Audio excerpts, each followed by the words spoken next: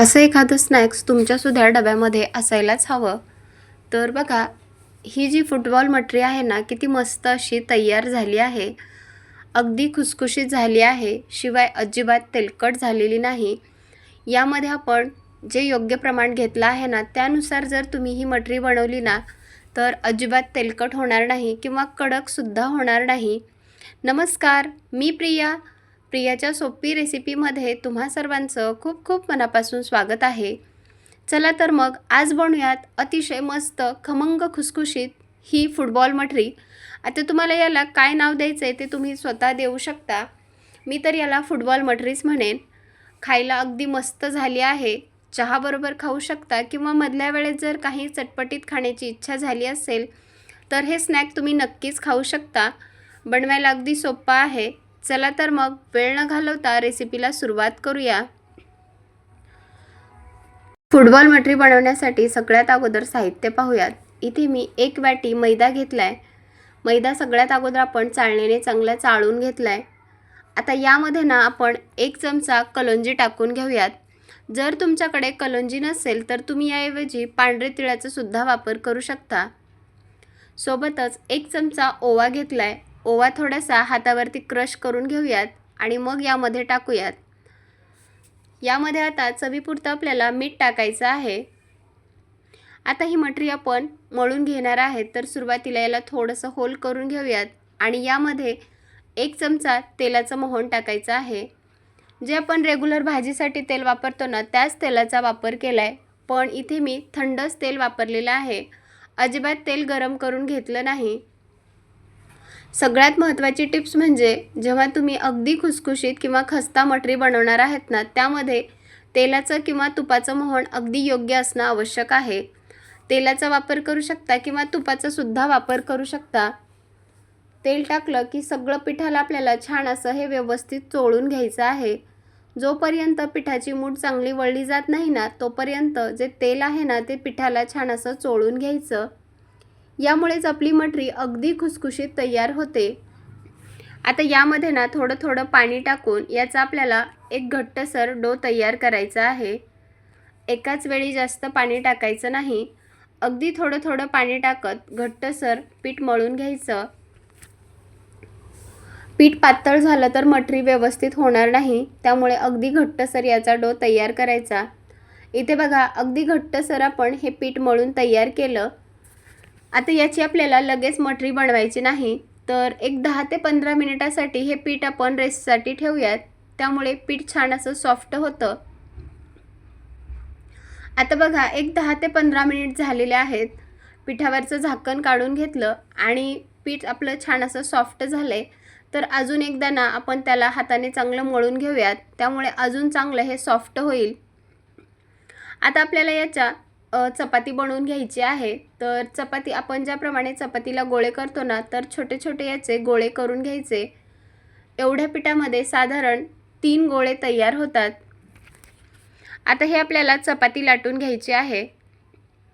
तर बघा, इथे मी एक गोळा घेतला. अगदी थोडंसं मैदा यावर भुरभुरून घेतला आणि आता याची आपल्याला अगदी पातळ अशी चपाती लाटायची आहे.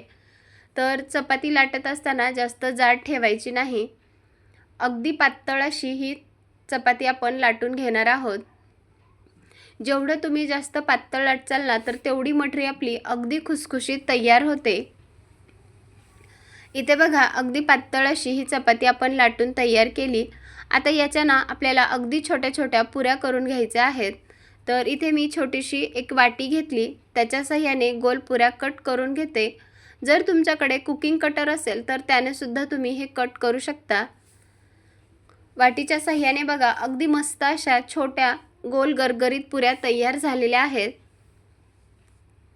आता एका चपातीच्या मी पुऱ्या अशा करून घेतल्या ना, तर बाकीचे जे राहिलेले 2 गोळे आहेत ना, त्याची सुद्धा अशाच प्रकारे चपाती लाटायची आणि अशाच प्रकारे आपल्याला या पुऱ्या करून घ्यायच्या आहेत. एका चपातीच्या साधारण माझ्याकडे एक 5 ते 6 पुऱ्या बनून तयार आहेत. दुसऱ्या सुद्धा आपण अशाच प्रकारे करून घेऊयात. इथे बघा, आपण सर्व पुऱ्या अशा करून घेतल्या. आता आपण याची फुटबॉल मटरी बनवणार आहेत.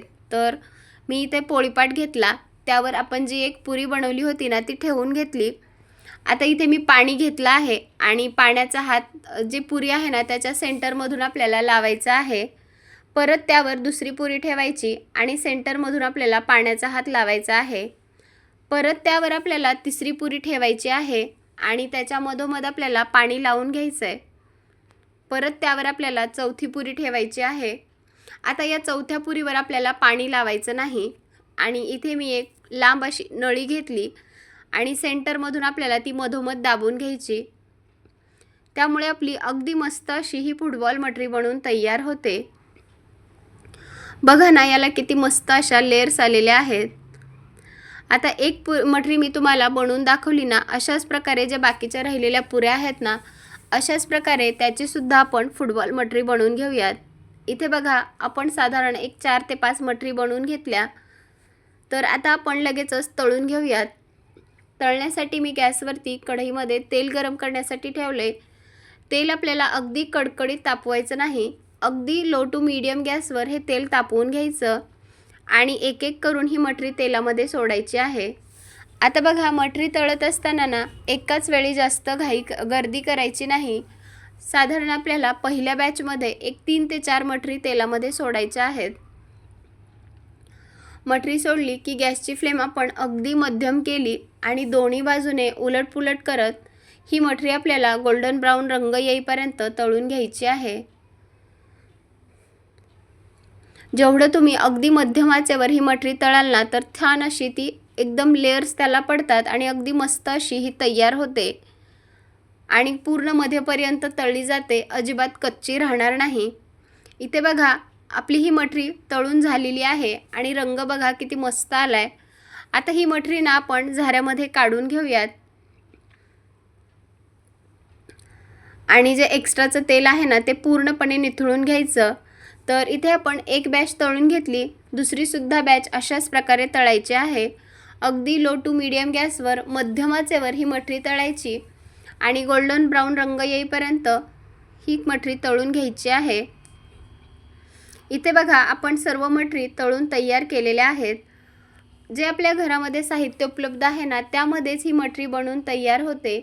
तर बघा, याला किती मस्त अशा लेयर्स पडलेल्या आहेत आणि इतकी खुसखुशीत झाली आहे ना, तर तुम्हीसुद्धा पहिल्याच प्रयत्नामध्ये अगदी खुसखुशीत फुटबॉल मटरी नक्कीच बनवू शकता.